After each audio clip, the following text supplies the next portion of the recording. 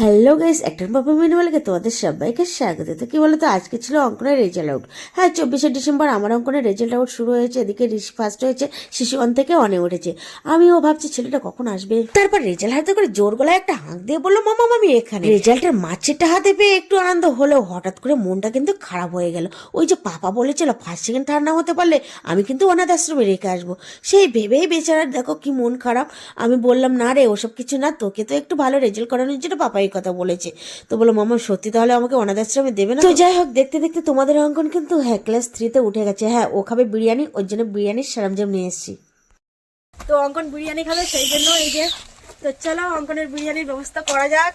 হ্যাঁ, অঙ্কন কিন্তু 6 রোল করেছে, 11 রোল ছিল 6 করেছে। তো যাই হোক, মোটামুটি ভালো করেছে।